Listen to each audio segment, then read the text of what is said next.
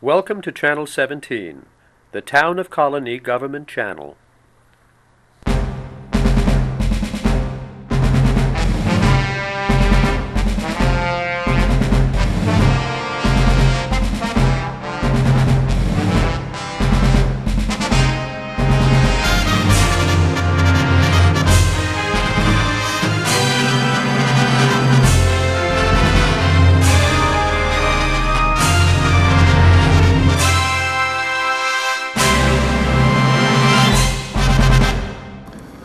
All right, well, welcome to So Many Books, So Little Time. My name is Joe Nash, and I'm here with Zina, Shevchik. We are both librarians at the Colonie Library. If you saw our past two shows, you may have noticed a bit of a name change. It's the first two shows we did, we called it 30 Books in 30 Minutes, and Zina and I, we did not get to 30 books, so we're going to change it to So Many Books, So Little Time, because that is what happened. Zina, is that what happened? Yes, that's what happened. We had grand plans to be able to get through as many books as possible in 30 minutes, but we didn't even come close to 30 books in 30 minutes. So this is more apropos, So Many Books, So Little Time.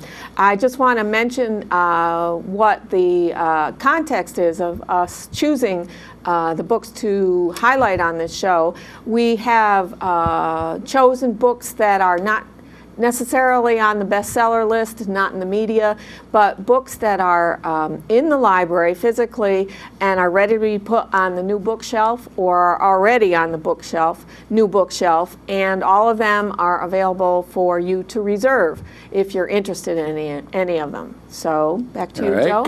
I'm going to start with a book that I'm actually almost done reading.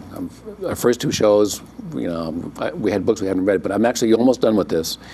And it's absolutely delightful and charming, and it's called Talking About Detective Fiction, which might not sound like a charming and delightful book, but the author is P.D. James, one of the great practitioners of detective fiction. And this is just a long essay on why we like to read detective stories, and it's and why she writes them too. But the best thing about it is, besides it's written so charmingly, as I said, it mainly concentrates on English authors and sort of the classic period of the 1930s between the war, like Dorothy Sayers, Agatha Christie, Marjorie Allingham, Michael Innes. But she does go into modern novelists. In fact, P.D. James is a big fan of Sarah Paretsky, which I found very interesting. And she does talk about some of the more classic American novelists like Raymond Chandler, Dashiell Hammett, Ross MacDonald, my favorite. And all I can say is it's really, if you really, there's a chapter on Sherlock Holmes too, which is nice if you like Sherlock Holmes, but it's just a great little essay on why we like to read detective fiction. So even if you don't know the authors she's talking about or haven't read them, what she says can apply to if you like the more modern people like Lee Child or John Connolly or something. So Talking About Detective Fiction by P.D. James. Zina? I'm going to read that book because I'm a real mystery book reader, and P.D. James was the mystery author who started me reading mysteries, so I'm definitely going to read that. My first choice is, even though I said I wasn't going to do any more how-to books, it's very difficult. We have so many in the library. This one is the Worst Case Scenario Business Survival Guide: How to Survive the Recession, Handle Layoffs, Raise Emergency Cash, Thwart an Employee Coup, and Avoid Other Potential Disasters. This is one of many worst-case scenario survival guides. The first one was in 1999. This is not a joke, even though it does occasion laughter. It is a very serious business book, and it does talk about how to fire someone, which is very difficult for many supervisors, even though most of us are on the other end of that conversation. A lot of people obviously don't know how to do it properly.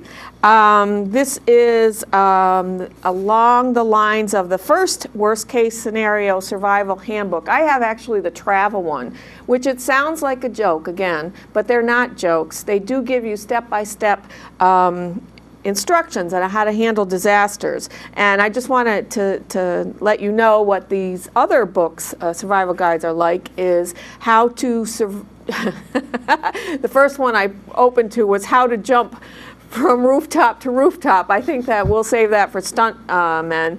How to lose someone who is following you. How to survive a mugging. Now that's serious. So this isn't so serious. How to foil a UFO abduction.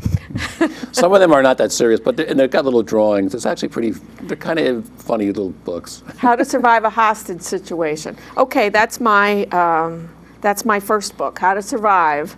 Worst case scenario, business survival guide. Joe? Okay, now I'm going to talk about a rarity in the book world, and that is a sports book that actually gets great reviews. Most sports books, to me anyway, are they're like long magazine articles. I mean, there are good sports books. I'm not saying that, but it's very rare that a sports book really captures reviewers. And this book is just getting acclaimed, very, very good reviews by a cross-section of reviewers, not just sports people. It's called Sweet Thunder, The Life and Times of Sugar Ray Robinson by Will Haygood. Will Haygood that works for the Washington Post. And although I haven't read the book, I've read many reviews. It goes into, Sugar Ray Robinson was born in the 20s. It has a lot about race relations, about the boxing the boxing world, and what he went through. And he fought 6 times with Jake LaMotta. He was, what's the movie that Robert De Niro was in?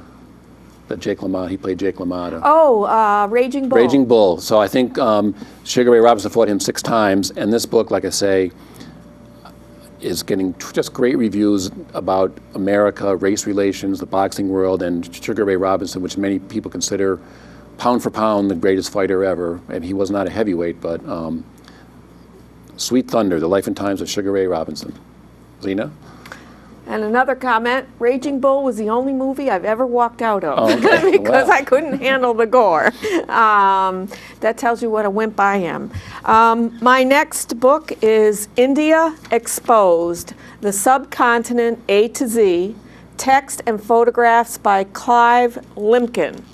It's a photographic essay of all things India, not necessarily a travel book, but pictures and short essays on different aspects of life in India. And India is known for its incredible colors, and you will see that in this book.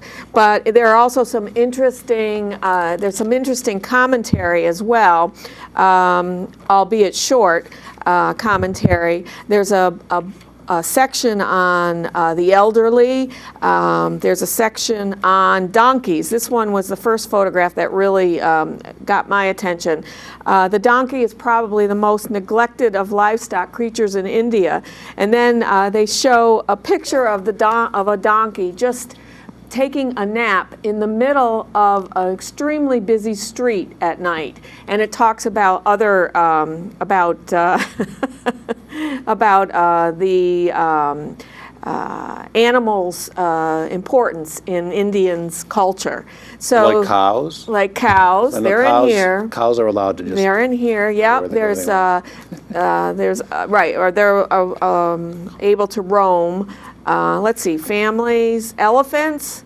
I read the elderly. Cows, right, here's a section on cows, and they show a picture of a cow just sitting in a shop at night and being left alone, even though the trade is going on around him. So the pictures are incredible. There's actually a photo essay just on color. So India Exposed, the Subcontinent A to Z.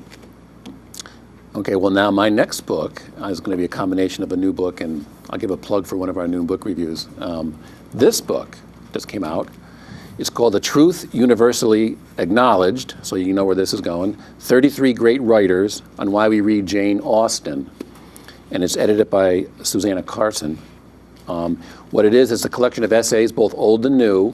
By old, I mean there's essays in here by Virginia Woolf, C.S. Lewis, Somerset Maugham, Lionel Trilling, sort of classic essays on Jane Austen and why they like to read Jane Austen, why we like to read Jane Austen, and it's combined with some more current writers like Martin Ames and Jay McNerney, Anna Quinlan.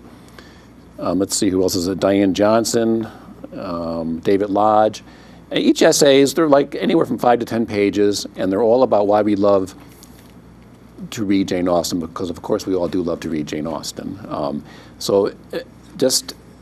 I'll give a little plug for our noon book review. If you're watching this before February 3rd, we're going to have our noon book review. Professor Phyllis Roth from Skidmore College is going to come down and talk about this book. So that should be good. She came to our library a few years ago when we had our Real Jane Austen Book Club book discussion series, and she was the book discussion leader for Mansfield Park, and she was wonderful. So I think she'd be really good talking about this book. And if you're watching this after February 3rd, we do film our noon book review, so look for that on our channel. So A Truth Universally Acknowledged, 33 Great Writers on Why We Read Jane Austen. In fact, this book is actually checked out to me as we speak, because I'm reading it next. So Zina? My book is Just Passing Through, a vintage store, the Appalachian Trail, and a cast of unforgettable characters by Winton Porter. Mr. Porter operated a successful outdoor retail business, and he decided to cash in his retirement and fund and his bank account, wipe it out, and become a shopkeeper deep in the Georgia woods, smack on the Appalachian Trail. And he kept a journal of the last 20 years, and this book talks about his own life and family, and mostly the colorful, and I mean very colorful characters who frequent the Appalachian Trail. The newbies, the ones who are doing the Appalachian Trail for the first time and don't have a clue what they're in for, and the ones who virtually live on the Appalachian Trail. It's quite a story. Fascinating. It's about much more than hiking. It's about community. And that's by Winton Porter. And I just also want to mention that we have a good selection, a good collection, excuse me, of trail guides. Appalachian Trail Guide. We just have a new edition in of the Appalachian Trail section in New Hampshire and Vermont.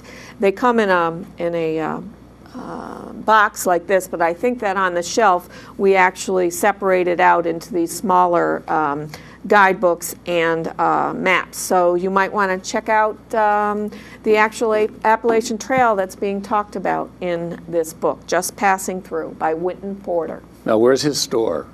In Georgia. In Georgia. Is that the beginning, the end of the trail, the middle? Middle. The middle, okay. So he sees people going both ways. It's the end, kind of. Okay. It's the other end, obviously, because I think Mount Washington is the northern end. No, am I right? It's Maine to Georgia. Well, Maine, so it's not New Hampshire. Okay. That's how much we know. I know. We got to read the books. That's right. So anyway, this is a very interesting book, it looks like. I read a couple of good reviews of it. It's called Secrets of a Buccaneer Scholar. And then the subtitle is what it's all about: How Self-Education and the Pursuit of Passion Can Lead to a Lifetime of Success. And what this book is, the author quit school at age 16. I think he was the typical, he really wasn't a very good student, but he was extremely smart. In fact, in here he shows his report cards, and they're like terrible. But anyway, he ended up getting a job with Apple Computers, and he got a big job there, and he's now a big computer guy, and he does consulting, and he leads seminars and does this and that. The author's name is James Marcus Bach. He's the son of Richard Bach of Jonathan Livingston Seagull fame and other books. Our generation. But I have to read you I'm going to read you just one thing from the very first page to give you an idea of what this guy is like. In the very first page, he's talking about how he went to a school to give a talk to I don't know why they let him in, but this is what he told the kids in a high school. Education is important. School is not. I didn't need school, neither do you. So these are the kind of things that he talks about. I study, but I don't go to school. And anyway, the book is about his journey of how you can be successful without school and how education is important, and the ways to go about it, not just in his field, the computer field. He says you can apply this to any, because I think we all know of stories of people who either were high school dropouts and now they're like Stephen Jobs and Bill Gates. I don't think they were known as the greatest students, right. but so he's sort of in that field. And in fact, at the end of the first chapter, two of the quotes I read you, the teacher came up to him and said, I'm going to tell schools not to invite you to come talk. And it goes through some of the, some of the prejudices about people like him that go around saying you don't need school. So it looks very interesting. It's got little charts and graphs and little bullet points. And like I say, he shows his high school report cards, and he was a terrible student, but he ended up being very successful in the computer world, in I think business consulting and stuff. So it looks like a very interesting book. Secrets of a Buccaneer Scholar, and he calls people that do this Buccaneer scholars. How self-education and the pursuit of passion can lead to a lifetime of success. James Marcus Bach. So I don't know, people watching, if you want to have your high school children reading it, but it looks very interesting. So, Zina? Okay. This is called Meltdown, Iceland, Lessons on the World Financial Crisis from a Small Bankrupt Island. This answers the question, how did the tiny remote island nation of Iceland become a casualty of a global financial crisis? And it is written in a really interesting way. It's very storytelling at its finest, and his theme is that the calamity that hit Iceland was a microcosm of what was happening elsewhere in more complex and larger societies. This is what the book jacket says. As the world stumbles through the worst economic crisis since the Great Depression, no story is more evocative or instructive than that of Iceland, this small island nation whose population of 300,000 had the world's highest GDP per capita and accounted itself the happiest of countries, has been nearly destroyed by the same exuberance, greed, and miscalculation that have been the hallmarks of the financial collapse of the United States.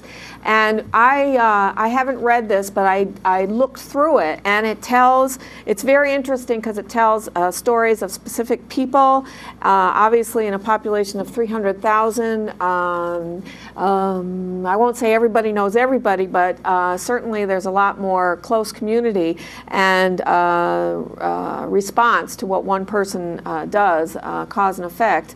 And I found it fascinating because it illuminates Icelandic society as well. And I've always been fascinated by that part of the world, how they live in such cold, whether it's Alaska, Greenland, Iceland, or parts of Scandinavia. So, Meltdown, Iceland, Lessons on the World Financial Crisis from a Small Bankrupt Island.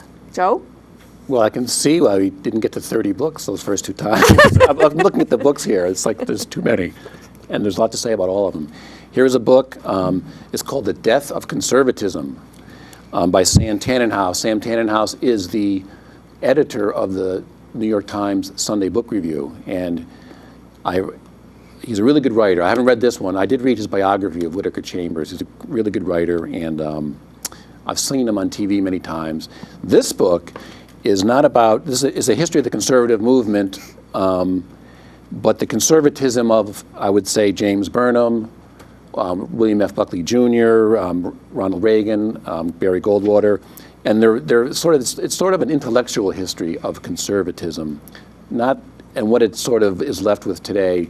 I think if William F. Buckley were still alive, he would think what passes for conservatism today, he would probably be appalled. But anyway, so in this book, he goes through the whole history of it and the forebears and the intellectual history of it. And I think the reason he calls the book The Death of Conservatism is that the conservatism of today, I'm thinking particularly of the radio guys, isn't really what he would call real conservatism. And I'll just read one little sentence here, what Sam Tannenhouse thinks conservatism should be. It says, the true role of conservatism is not to advance a narrow ideological agenda, but to engage in a serious dialogue with liberalism and join with it in upholding the politics of stability, which he says, obviously, everybody's so polarized these days. But anyway, this book has gotten some good reviews. My wife just read it, and she really liked it. So, and you know that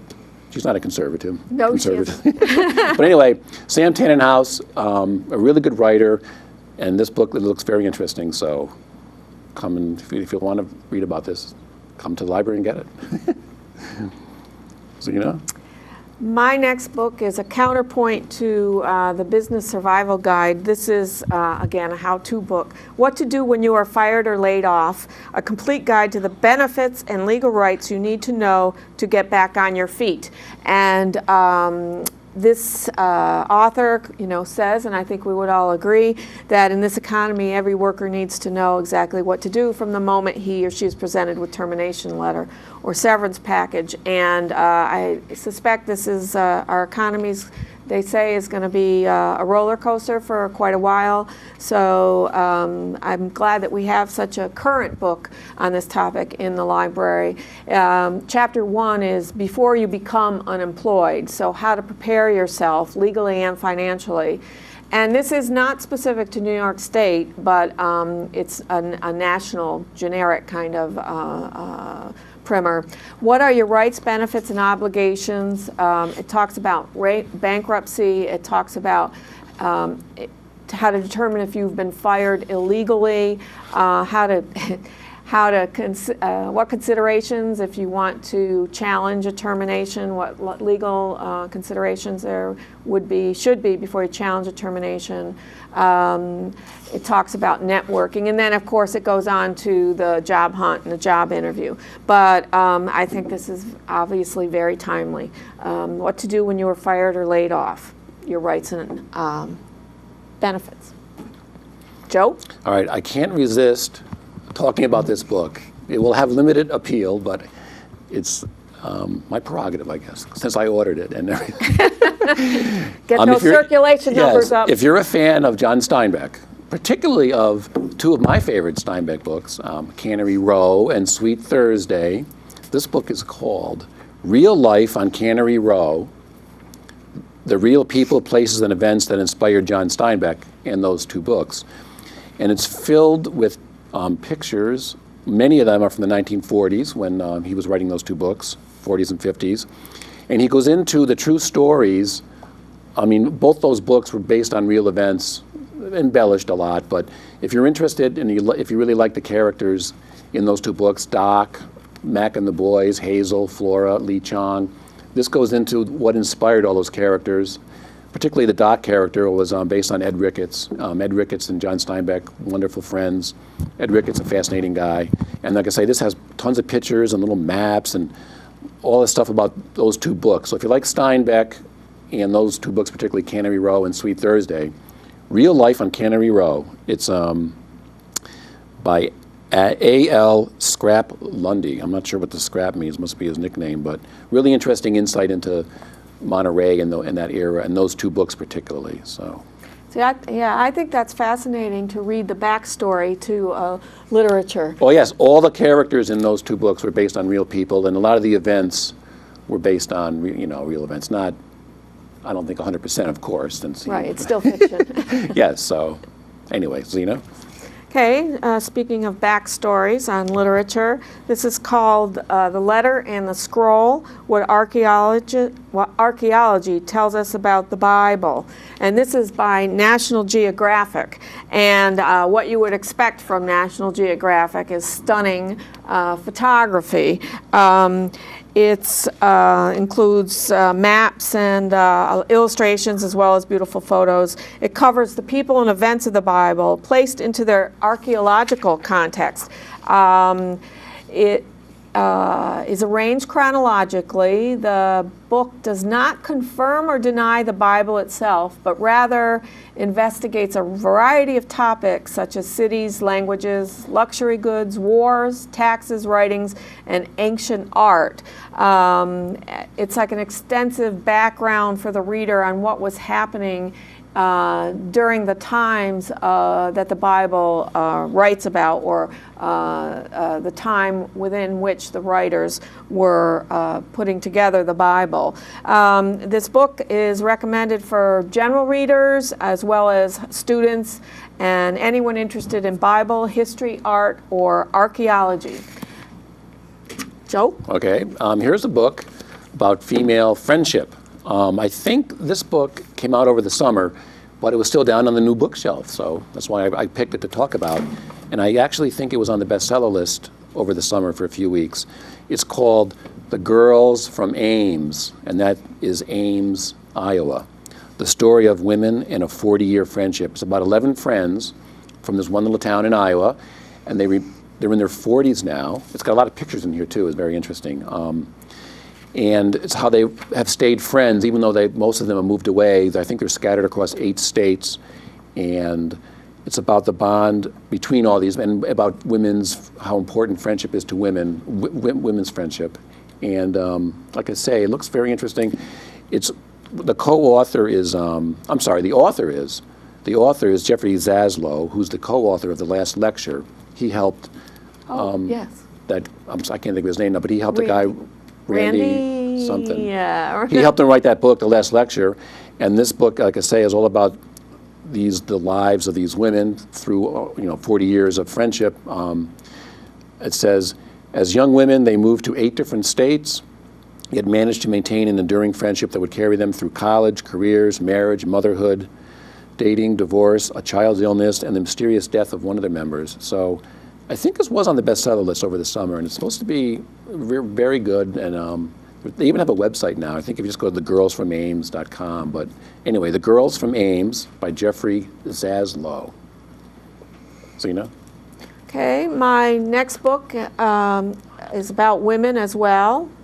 Glass Ceilings and 100-Hour Couples, What the Opt-Out Phenomenon Can Teach Us About Work and Family, by Corinne Moe and Diana Shandy.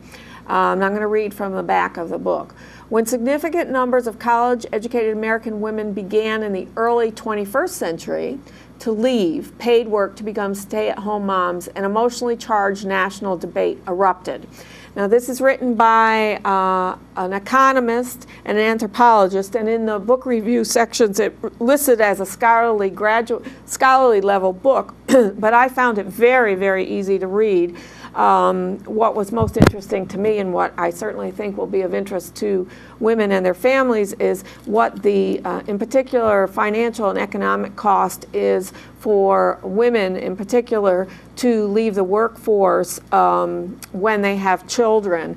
And it's full of statistics, and it sounds dry, but it's written very clearly. There's lots of white space in the book, and they have some very interesting, I think there's a lot of old wives' tales, rumors out there about what happens when you leave work or leave work temporarily to raise children, and I think this is sets the record straight for anyone who's trying to determine what to do in a two-career family, in particular about staying home with the children or not, and what the cost financially is, but also in other ways. So, Glass Ceilings and 100-Hour Couples by Corinne Moe, M-O-E.